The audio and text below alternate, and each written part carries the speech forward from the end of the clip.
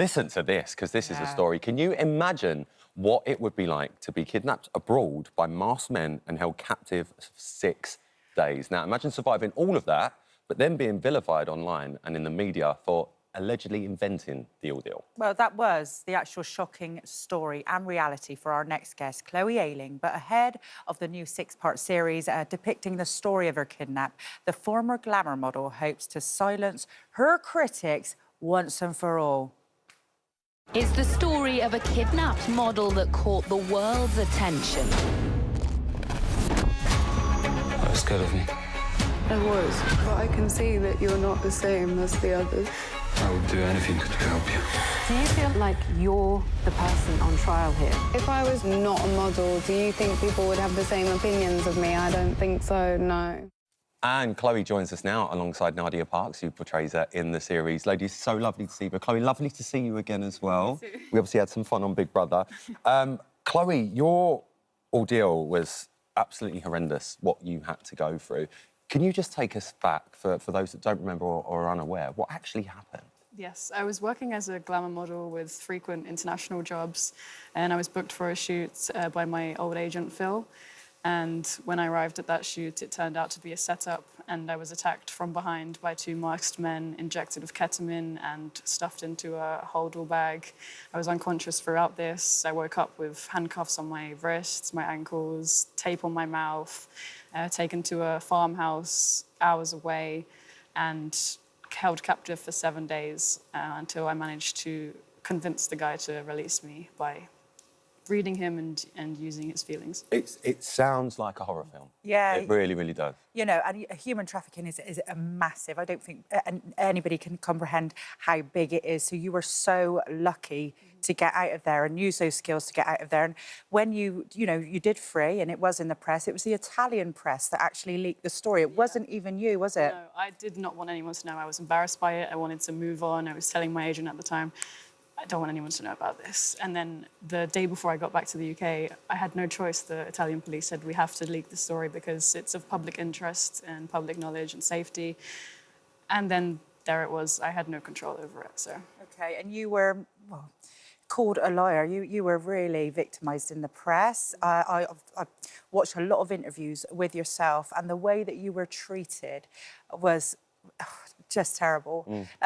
Because what had happened is you'd gone out shoe shopping with this guy, you know, that you were trying to win round to let you loose, but it looked like it had, you know, you'd set the whole thing up. So people were accusing you of setting all this up for publicity. I mean, how did you feel at the time, and how do you feel watching back at some of those interviews as well? Honestly, the media affected me long-term more than the actual kidnap itself. Really? Yeah, and I feel like that's really portrayed in the drama. It's a lot about the publicity after.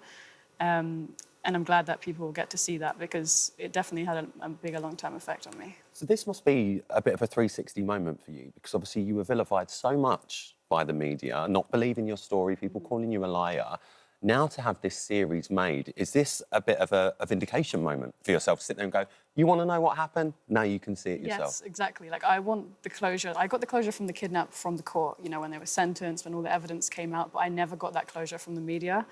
I feel like it just was left open-ended. People's last memory is publicity stunt, it was fake. You know, all these false headlines never got closure, and I believe this drama can help do that because people learn a lot of things they didn't know, and all from the court proceedings, the BBC went into so much detailed research. This is what I wanted to ask, because obviously this is your story, so you must have been so heavily involved in the production of this. Yeah, it's been going on since 2020, 4 years, so imagine all that time spent on detailed research.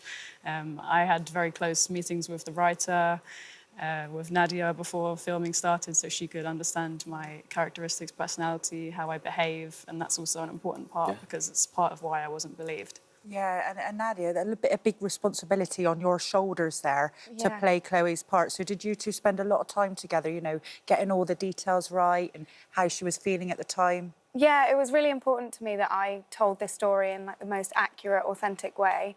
So I was lucky enough to, you know, meet you 3, 4 times and kind of ask you questions about what happened to you, but also, you know, I got to ask questions like what kind of music you listen to and stuff, because I think accessing a character, the events are one thing, and there's so much, you know, research that I could do, but I needed to just get to know Chloe and pick up her voice and her mannerisms and the way she walked and Nadia, stuff. I've got to say, I saw the clip of this morning when we were in our meeting. The first thing I said was, oh, so Chloe's playing herself. You were done. Like, I just saw a little still there. Let's bring that back up, because I cannot believe how much you've embodied her. Like, genuinely, I thought you were thank her. you. But taking on this role, obviously, this is it's human interest, it's real life. Yeah. So as an actor, a lot of the time, a lot of it's fabricated that you have to do. But when it's someone's real life story, and it's not a pleasant story by any means, did you feel the pressure of that? Obviously, knowing that this girl sat next to you. Yeah, massively. You know, like, it was such a responsibility to do this story justice, do Chloe justice, but also, you know, like you said, a lot of things are just based on true events. Everything that is in the drama is actually happened. So, you know, going to those emotional spaces and the headspace that Chloe must have been in that time, like, it was a hard job, but I was lucky enough that someone could shout cut, and, you know, Chloe couldn't wake up from the nightmare, so. I think it's been a learning curve for a lot of people to know, do not judge, because I think you were judged a lot, I think, for being if you don't mind me saying, a glamour model, and none of us have been kidnapped, dear, all right? Nobody knows how you're going to react, and when you were giving the interviews, you were quite matter-of-fact. There wasn't a lot of emotion there, but is that how you dealt with it? And do you think back then you were in a lot of shock when you were giving these interviews? I feel like I was in defense mode. I was just answering questions about what happened and just being as factual as possible to tell what happened, and people didn't like that. Like, they expected me to be crying, but I just don't cry in public. I don't like it. I actually think, like, going back to, obviously, you were in Celebrity Big Brother when I was working there, and I actually think that was a really great thing for you, purely because of the sheer fact of, I think we got to see you, and even just talking to you now, you are very cool. You are very composed. You are very quite matter-of-fact with the things that you say. So looking back at those interviews now, for me personally, I could sit there and go, well, I think surely she should be acting like this, she should be acting like that. But actually speaking to you and getting to know you, I feel like that is why you were like that in those interviews. Nadia, did you feel that as well when you met Chloe? Yeah, I think it was, like Chloe said, it's a really important part of the story, the fact that you were judged based on a lack of emotion. So I guess the responsibility of me was to kind of bring the emotional truth behind the headlines, behind the media headlines, and kind of uncover why certain things played out the way that they did. But, you know, it is because of Chloe's bravery and resilience that she's here to tell the story, and that we're lucky enough to be able to tell her story, and she's a survivor, so. And for you to watch this back now, Chloe, and actually see what we're all about to see through your eyes, how does it feel knowing now that everyone's going to experience what you've always said has happened all along? Is it a moment for you where you think, now you can all shut up, everyone that had something to say to me? Yeah, it really did give me chills, like seeing, you know, a lot of dramas, maybe they're not what actually happened, but this is very, like, everything happened, what's in there. There's no fake additions or anything. Everything happened, especially episode 6, where you see all the court proceedings and the amazing evidence against him. You know, him basically admitting it on a jail call to his mum from prison. Like, all of that is included, and no one knew that. Has anyone actually apologised to you, or do you think after this series that there's going to be quite a lot of phone calls to you actually apologising? No, no one's apologised. I see, like, headlines starting to change, which is good, and media taking accountability for what they did. So I'm already seeing a positive change, and that's what I hope that people will get from the show and learn things, and it will change. And what's next for you now?